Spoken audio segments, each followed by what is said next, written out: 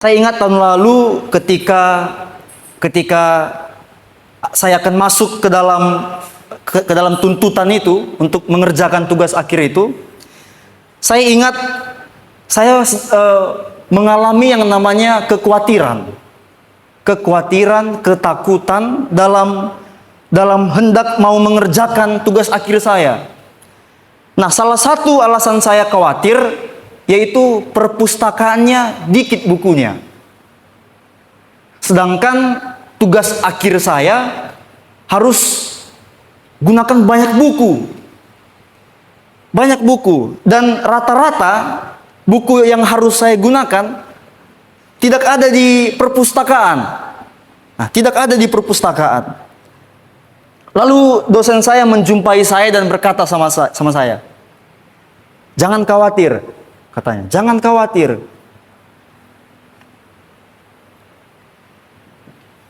Dia berkata jangan khawatir karena dia jawab gini, ada banyak buku di internet. Internet membuka banyak kesempatan bagimu untuk mencari buku." Kata dosen saya demikian. Oh iya ya, ada internet ya. Sekarang saudara kalau cari buku yang saudara perlu, saudara bisa baca dari internet. Saudara, kita bisa memanfaatkan internet. Memanfaatkannya. Sudah tersedia internet. Sekarang kita harus memanfaatkannya. Jadi dosen saya katakan, kamu harus memanfaatkan internet. Gitu. Kamu harus memanfaatkan internet. Di perpus mungkin gak ada. Tapi di internet ada. Nah saudara, saya berpikir dalam hidup ini kita sering sekali tidak memanfaatkan apa yang diberikan sama kita. Saya ulang kembali. Kita sering tidak memanfaatkan apa yang diberi kepada kita. Apa yang tersedia di hadapan kita. Kita nggak memanfaatkannya.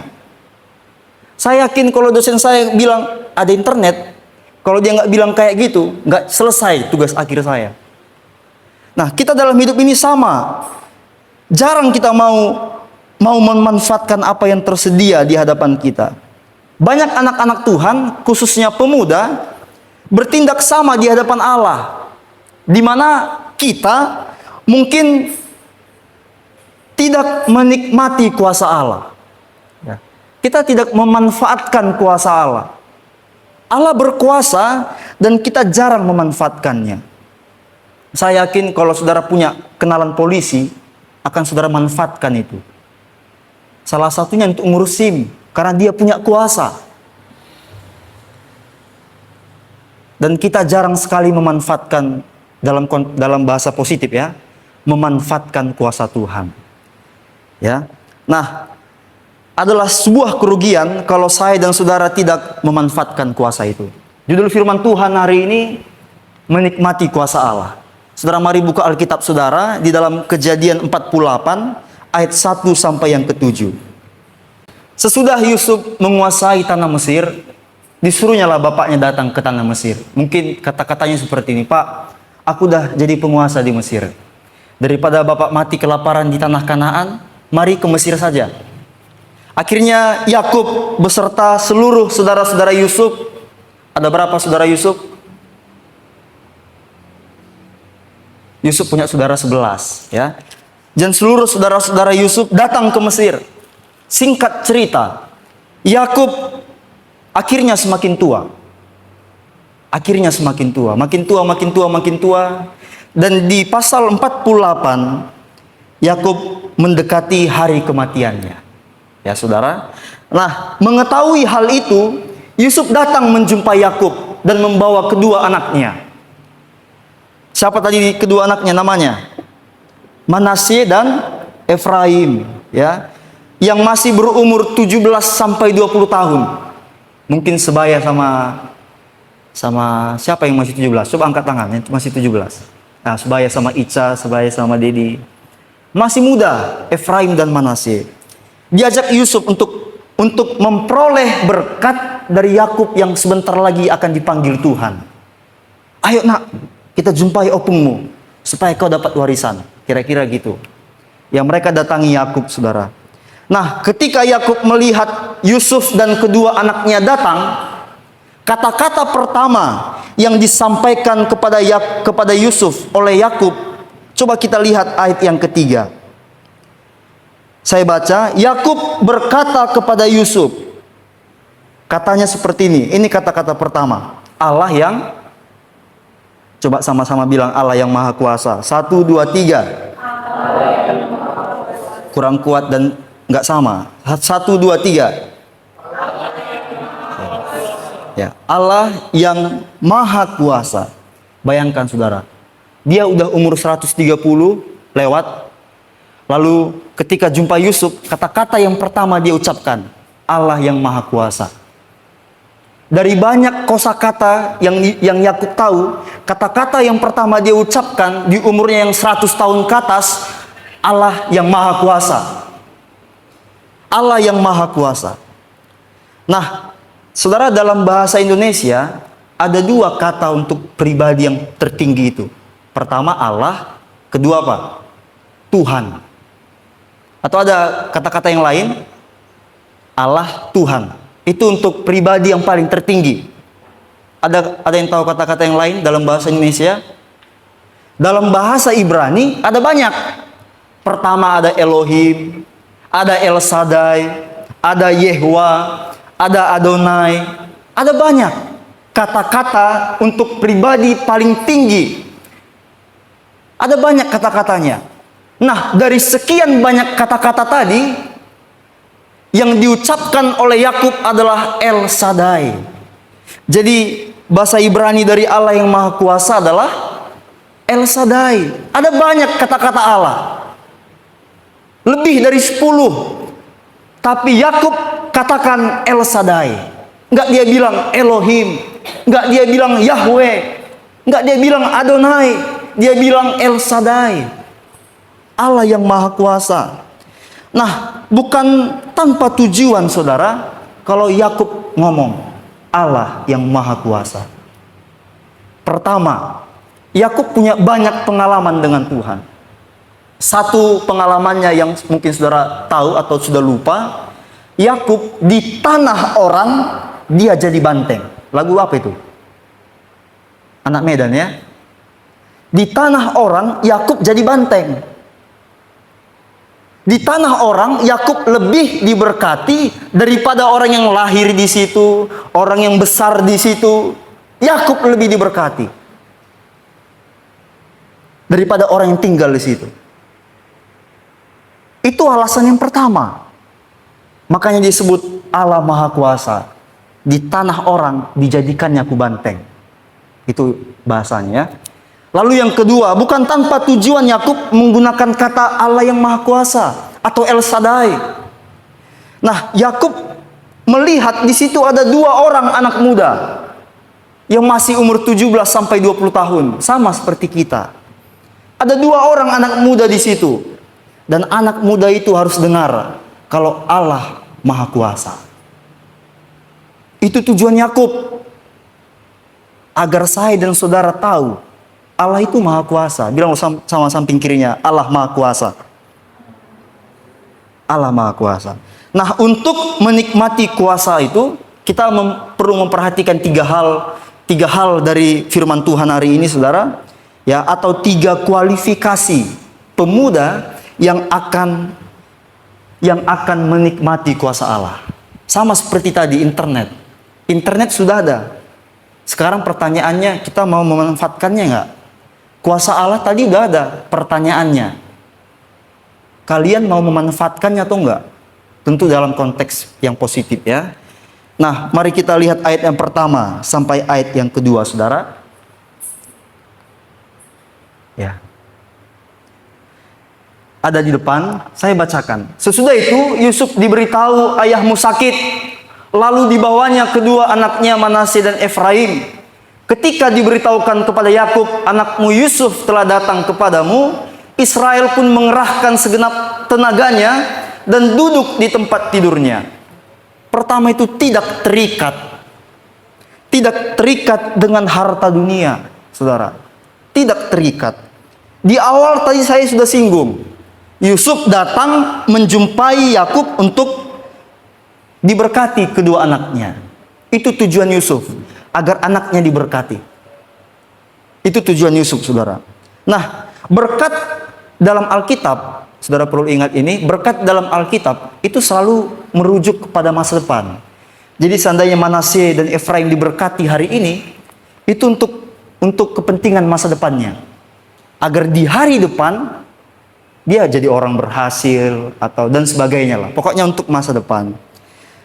Saudara, perlu saudara ketahui, tindakan Yusuf membawa anaknya kepada Yakub itu tidak masuk akal. Saya ulang ya. Tindakan Yusuf membawa anaknya kepada Yakub tidak masuk akal. Kenapa nggak masuk akal, saudara? Dan dari sudut pandang duniawi, itu nggak perlu dilakukan. Yusuf nggak perlu bawa ke Yakub. Jawabannya, kenapa nggak perlu? Saudara tahu siapa Yusuf? Pertama, dia penguasa di tanah Mesir. Yang kedua, Yusuf orang paling kaya di Mesir. Yang ketiga, apapun yang diminta anaknya bisa dikasih sama Yusuf. Makanya nggak perlu Yusuf bawa ke Yakub. Yusuf lebih kaya daripada Yakub. Orang dia kok yang punya tanah Mesir. Dia punya banyak harta kok. Ngapain dia bawa ke Yakub? Siapa yang suruh Yakub datang ke Mesir? Yusuf kan? Yusuf punya banyak harta di tanah Mesir. Tapi kenapa dia masih bawa anaknya, dua anaknya kepada Yakub untuk diberkati? Ini jadi nggak masuk akal, saudara. Nggak perlu sebenarnya dilakukan Yusuf. Tapi Yusuf bawa kedua anaknya jumpai Yakub. Walaupun Yusuf tahu dia punya banyak harta, walaupun Yusuf tahu dia bisa kasih apapun untuk kedua anaknya, dia tetap bawa anaknya kepada Yakub untuk diberkati. Dia nggak terikat dengan harta dunia. Dia nggak terikat dan dia nggak mengandalkan harta dunia. Saudara, untuk kita menikmati kuasa Tuhan, kuasa Allah, kita harus tidak terikat dengan dunia. Amin, saudara. Dengan harta tadi, mengandalkan harta tadi. Jangan terikat dengan itu. Yusuf, dia nggak mengandalkan apa yang dia punya. Dia masih memohon kepada Yakub, tolong berkati dulu anakku tadi. Walaupun dia sudah punya semuanya, dia cari Yakub agar anaknya diberkati. Hari ini kita belajar, saudara, belajar dari Yusuf. Dia tidak terikat dengan harta dunia. Dia tidak sepenuhnya mengandalkan sumber daya manusianya. Nah, saudara, kalau saudara ingin tahu siapa orang yang berhasil di dunia tanpa modal, itu Yusuf. Pure Yusuf berhasil tanpa modal. Jadi kalau saudara lihat di TikTok itu yang mungkin berusaha memotivasi saudara untuk menjadi pengusaha dari nol, nah itu ece-ece itu. Saudara kan nggak kenal siapa dia. Bisa saja bilangnya untuk mendapat viewers. Saya dari nol. Saya dari nol. Saya bisa hari ini tanpa modal. Saya bisa beli Fortuner 350 juta cash tanpa modal. Saudara nggak perlu ikuti orang itu. Lihat Alkitab dan baca kisah Yusuf. Yusuf berhasil tanpa modal. Ya, saudara, tanpa modal. Dia pergi ke Mesir tanpa pakai baju. Nah, kalau orang yang ngomong di TikTok tadi, pasti dia pakai baju masih bagus sepatunya. Tapi Yusuf enggak. Dia ke Mesir tanpa modal plus tanpa baju. Karena kan bajunya diambil sama saudaranya, dimasukkan ke darah, ember yang isi darah, lalu dikasih sama bapaknya. Jadi Yusuf ke Mesir tanpa pakai baju, saudara. Coba lihat dulu kiri kanannya, pernah nggak dia nggak pakai baju? Berarti masih lebih kaya daripada Yusuf ya. Jadi kalau saudara 10 tahun lagi nggak jadi orang berhasil, Yusuf marah sama saudara. Kau udah pakai baju, bisa nggak berhasil. Nah, saudara, orang yang terikat dengan harta dunia dan mengandalkannya tidak akan pernah menikmati kuasa Allah. Ingat itu, tidak akan pernah menikmati kuasa Allah. Saudara, kita akan melihat diri kita dari apa yang kita punya. Kalau saudara mengandalkan harta, saudara akan nilai diri saudara dari apa yang saudara punya. Kalau saudara mengandalkan harta, saudara akan menentukan masa depan saudara dari apa yang saudara punya. Dan pertanyaannya, apa yang kita punya? Apa yang kita punya? Saya yakin mungkin tidak banyak yang kita punya. Kalau saudara fokus kepada apa yang saudara punya, apa yang saudara pikirkan untuk masa depanmu? Bisa berpikir tinggi-tinggi kalau lihat apa yang kau pegang? Bisa pikir tinggi-tinggi kalau saudara lihat orang tua saudara? Aduh, orang tua aku cuman kerjanya ini. Mana mungkin aku bisa jadi ini? Itu orang-orang yang tidak akan pernah menikmati kuasa Allah. Aduh, mamaku cuman kerja ini. Mana bisa aku kayak gitu? Sehingga saudara berhenti untuk bermimpi. Saudara nggak punya impian lebih tinggi daripada apa yang saudara harusnya harapkan. Karena apa? Fokus saudara apa yang saudara punya, harta dunia saudara. Nah, Yusuf mengajari kita saudara untuk tidak mengandalkan itu. Nah, kita sering sekali memiliki sifat seperti itu. Kita nggak berani memiliki mimpi yang tinggi-tinggi. Nggak berani. Dan kita sedang menolak kuasa Tuhan. Saudara nggak memanfaatkan kuasa Tuhan. Ini juga sering dialami laki-laki, saudara, dalam mendekati perempuan. Karena terbawa-bawa tadi, terikat dengan harta dunia tadi. Saya pernah banyak jumpai teman saya laki-laki. Saudara, perempuan harus tahu rahasia ini ya. Saya bongkar rahasia laki-laki. Laki-laki itu nggak berani dekati perempuan yang lebih tinggi darinya. Nggak berani dia. Dia akan dekati yang dia lihat sama dengannya atau di bawahnya. Kalau dia lihat lebih tinggi daripada dia, rata-rata laki-laki akan berhenti maju. Akan berhenti maju. Karena apa? Dia lihat, dia tengok HP-nya. Terus dia bandingkan sama HP yang cewek yang sedang dia dekati. Kalah jauh lah saudara, kita Pipo. Dia Samsung. Udah Pipo tahun 2015 lagi. Laki-laki mau ngapain? Pasti malu, minder. Terus kita bandingkan bajunya. Masih untung kita dari Monja. Ini kita dari JCT, dia dari mall. JCT Parkir Fashion. Dia dari mall. Merek bajunya Uniqlo. Mungkin yang mungkin nggak bisa kita capai untuk situasi kita hari ini. Kalau kita bandingkan laki-lakinya, kalau laki-laki bandingkan, laki-laki itu akan berhenti mendekati perempuan itu. Nah, itu sebenarnya saudara, laki-laki ini sedang membatasi kuasa Tuhan. Dan ini juga bisa mungkin terjadi sama perempuan ya, saya nggak tahu. Kalau perempuan juga kayak gitu, bisa datangi saya cerita ya, biar saya kasih laki-laki yang lain yang lebih tinggi daripada saudara. Nah, jangan batasi kuasa Tuhan. Amin laki-laki. Kalau lihat perempuan yang mungkin bawa mobil ke sekolah, ya. Kalau Olop mungkin lihat perempuan bawa Nmax, dia bawa Vega ke sekolah. Dekati aja. Dekati aja. Ya. Kalau tujuannya harus positif ya. Kalau tujuannya negatif, pasti nggak Tuhan kasih tuh. Tapi kalau tujuannya positif, nah Tuhan akan buka jalan tuh. Yang naik HRV putus sama Vega. Yang naik Nmax putus sama Vega. Yang naik Xenia putus sama Vega. Karena kenapa? Laki-laki tadi atau kami yang laki-laki bukan melihat apa yang kami punya. Nah, itu kan sering kita alami. Itu yang sering kita lakukan atau kita pikirkan. Maka dari itu saudara berhenti melihat apa yang saudara punya. Amin. Ya, jangan terikat dengan harta dunia.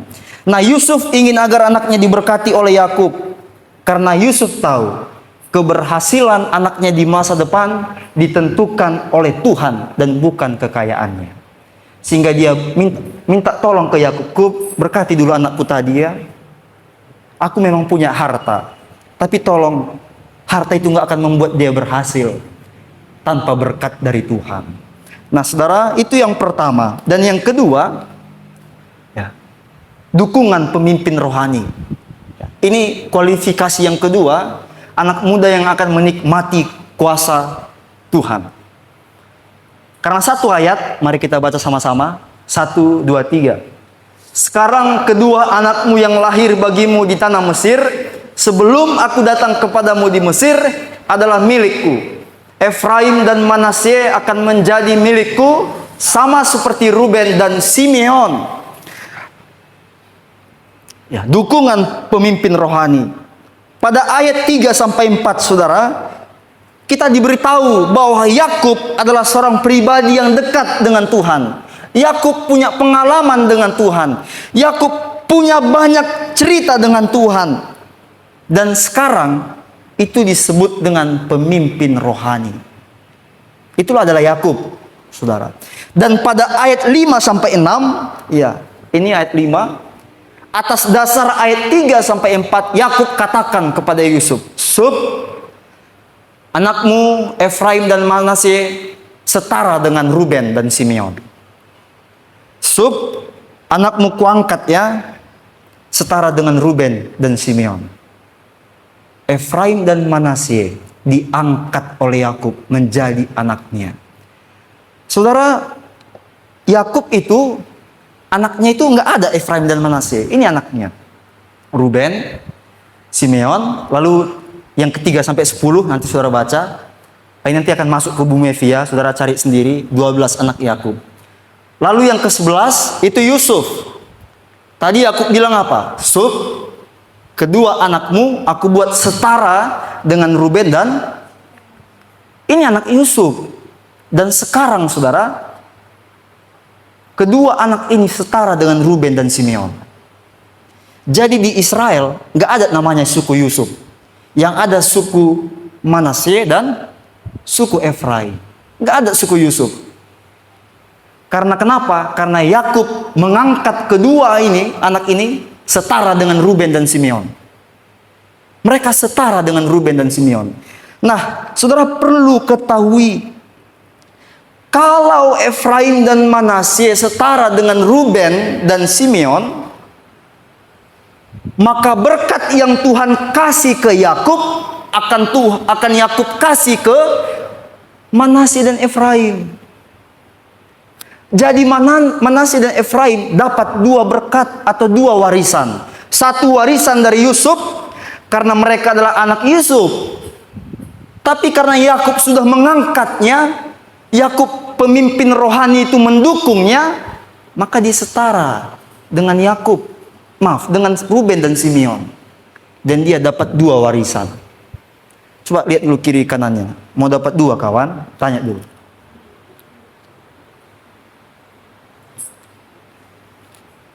Manasye dan Efraim nggak hanya dapat dari bapaknya, tapi dia juga dapat dari opungnya. Siapa opungnya, saudara? Opungnya adalah pemimpin rohani. Nah, pemuda di tempat ini harus belajar menghargai, menghormati pemimpin-pemimpin rohani. Amin, saudara. Ya, saudara harus belajar menghormati dan menghargainya. Dan mengizinkan mereka untuk terlibat dalam hidup saudara. Harus belajar melibatkan seorang hamba Tuhan, saudara. Di dunia ini ada 8 miliar manusia. Dan tidak sampai 1 juta orang yang memberikan dirinya menjadi hamba Tuhan. 1 juta banding 8 miliar. Itu nggak perlu lagi dibagi-bagi. Memang nggak terbagikan, saudara. Memang nggak terbagikan lagi. Maka dari itu saudara, belajar untuk minta dukungan. Baik dukungan doa, Om doakan saya, ya. Bang doakan saya, Kak doakan saya. Belajar minta dukungan doa. Misalnya Jason mau pergi minggu depan, dia tinggal gampang. Dia tinggal datangi tulangnya. Tulang, doakan aku mau pergi. Kemungkinan besar kayak gitu. Belajar saudara menghormati dan melibatkan seorang hamba Tuhan dalam hidup saudara. Kalau engkau itu ingin diberkati. Kalau ingin diberkati. Kalau saudara ingin menikmati kuasa Tuhan, libatkan seorang hamba Tuhan. Hamba Tuhan adalah pekerja-pekerjanya Tuhan di dunia. Itu hamba Tuhan. Tanpa hamba Tuhan, nggak jalan pekerjaan Tuhan. Mungkin saudara bilang, kan ada saya yang jemaat biasa. Kalau saudara terus semangat, kalau saudara terus punya gairah untuk melayani pekerjaan Tuhan, sayangnya enggak semua jemaat Tuhan mau terus-terusan. Mungkin setahun dia bisa tahan, sebulan dia berhenti. Kalau sebulan saudara berhenti dalam pekerjaan Tuhan, bagaimana pekerjaan Tuhan tadi? Mungkin saudara setahun saudara berjalan dengan kuat dan gairahnya, tapi satu hari saudara berhenti. Itu nggak bisa satu hari berhenti. Pekerjaan Tuhan harus terus dikerjakan. Sehingga muncullah hamba-hamba Tuhan. Mau nggak ada makanan harus kerja, saudara. Karena pekerjaan Tuhan. Nah, jangan sering sekali kita susahnya aja datang. Senangnya lupa sama hamba Tuhan. Susah ingat hamba Tuhan. Senang ingat hamba uang. Maksud saya ingat hamba uang, siapa yang dikasih uang dapat melakukan sesuatu, itu yang saudara dekati.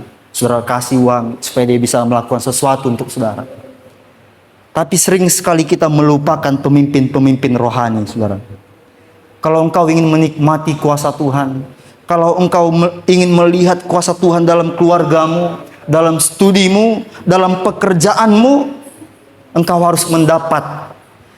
harus mendapat dukungan dari pemimpin rohani. Amin, saudara.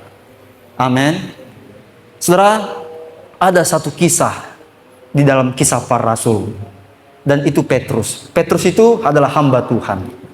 Satu saat Petrus jalan-jalan dengan sukacita ingin melayani Tuhan.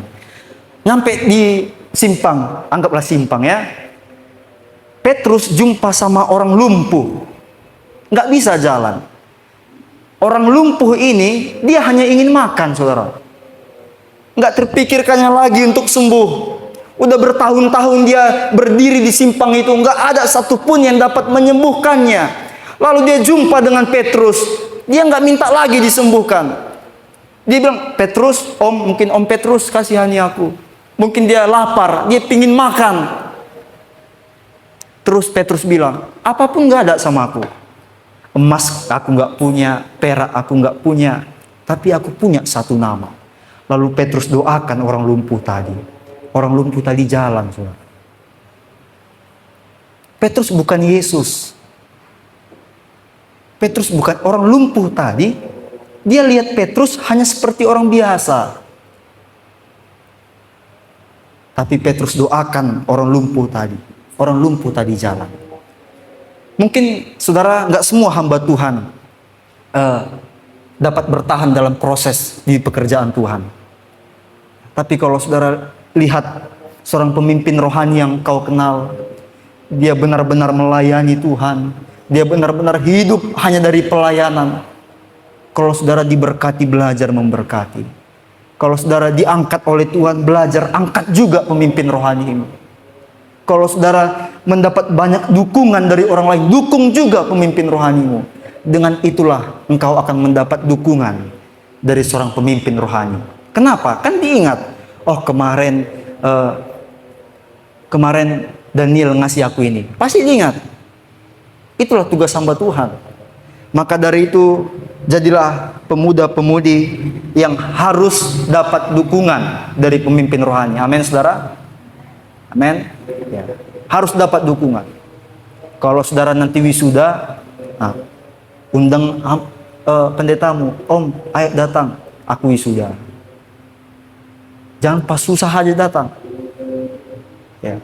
Kalau mungkin suatu saat saudara dapat pekerjaan dalam satu pekerjaan yang mungkin bagi orang biasa aja, tapi bagi saudara karena itu saudara terus pergumulkan, terus doakan, aku dapat pekerjaan. Datang ke rumahku ya kita berdoa. Saya yakin siap doa dia langsung pulang. Nggak perlu saudara kasih uang. Tapi jarang anak muda mengundang pendetanya untuk datang ke rumahnya. Bapak mama aja lah. Rupanya bapak mamanya lupa terus. Ya. Nah, belajar saudara untuk menghormati dan melibatkan pemimpin-pemimpin rohani dalam hidupmu. Yang terakhir, mari kita baca ayat ke-7. Ini ayat terakhir, saya janji habis ini kita pulang. Karena satu ayat kita baca sama-sama. 1, 2, 3. Ketika aku datang dari Padan, aku kehilangan Rahel yang meninggal di jalan, di tanah Kanaan. Tidak jauh lagi dari Efrata, aku menguburkannya di sana. Di jalan ke Efrata, yaitu Bethlehem. Saya nggak dengar suara saudara.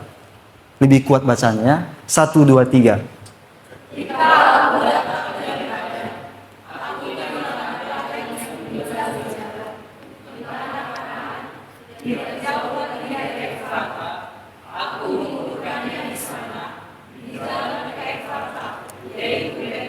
Kualifikasi yang ketiga, pemuda yang akan menikmati kuasa Allah dalam hidupnya adalah mereka yang siap mandiri.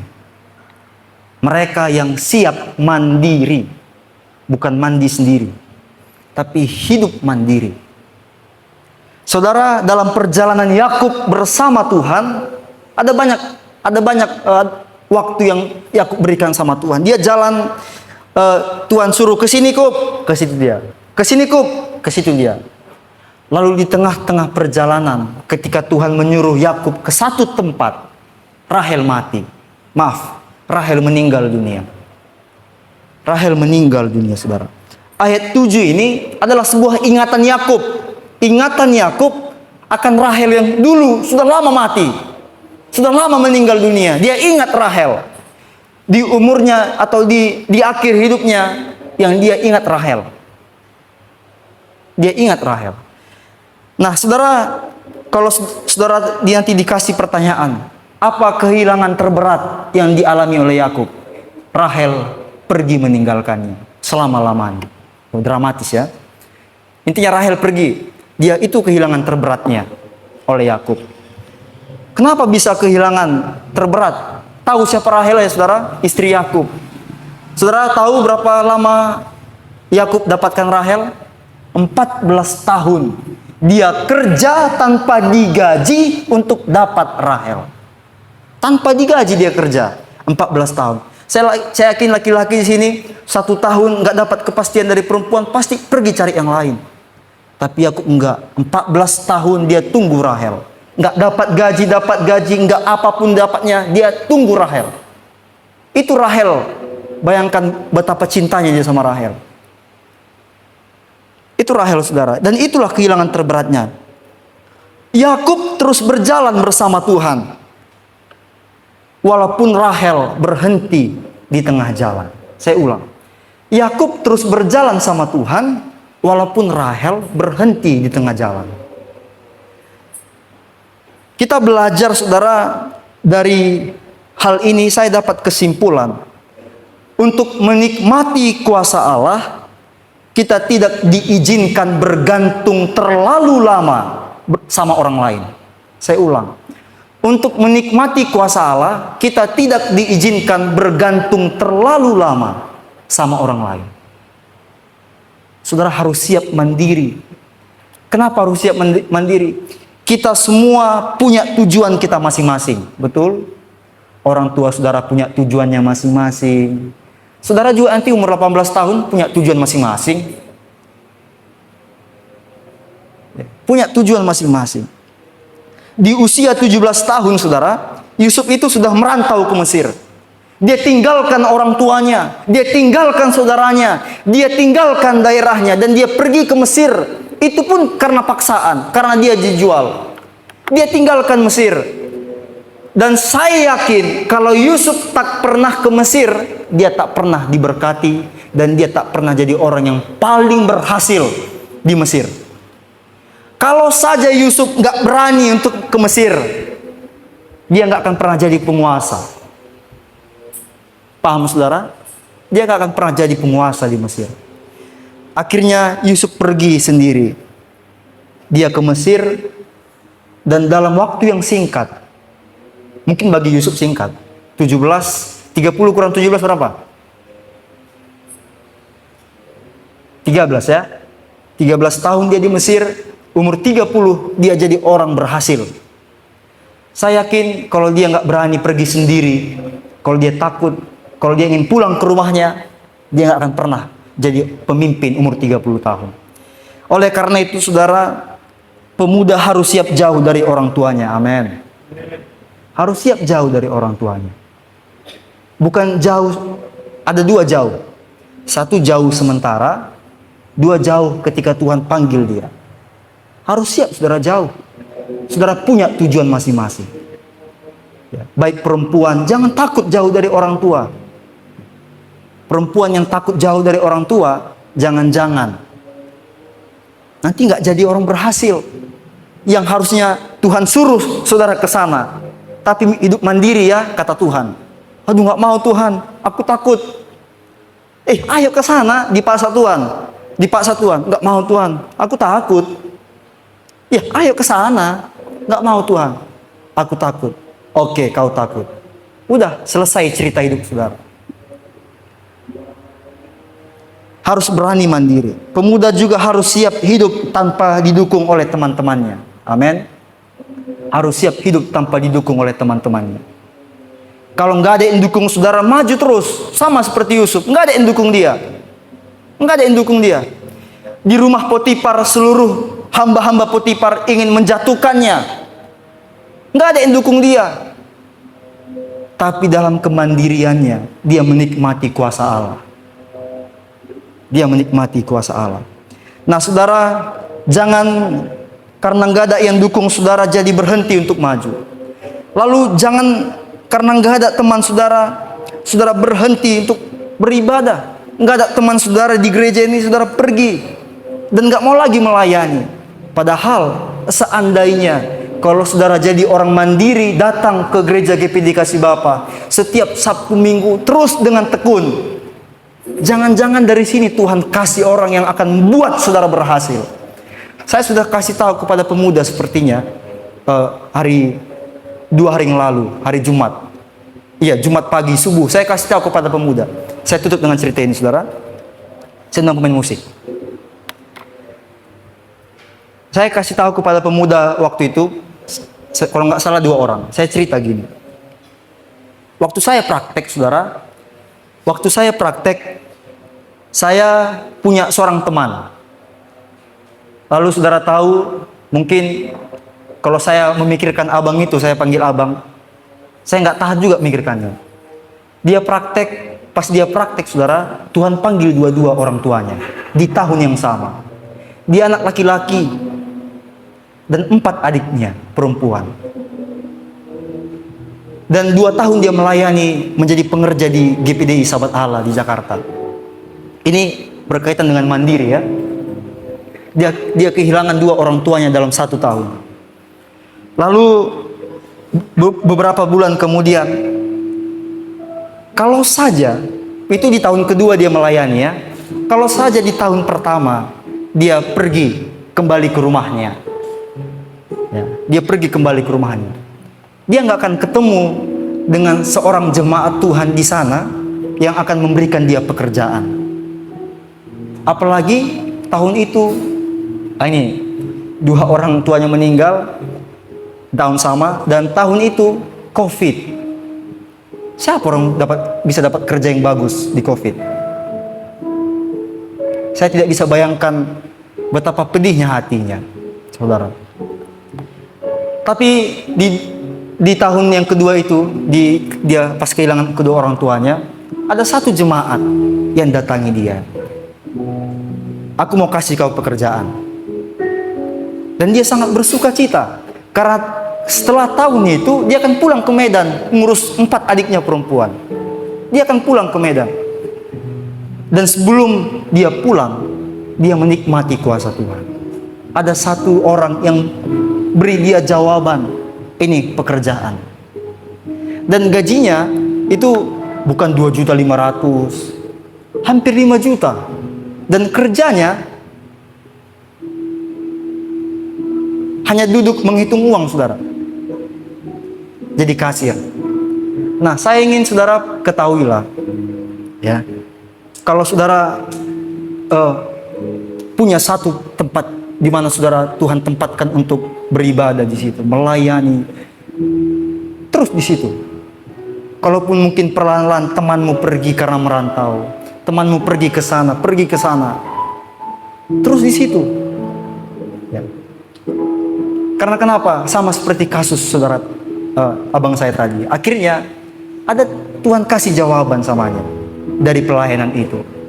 Saudara jangan pergi dari tempat ini kalau saudara belum temukan jawaban dalam hidupmu. Ya, jangan pergi. Terus nantikan janji Tuhan. Nantikan janji Tuhan dalam hidup saudara.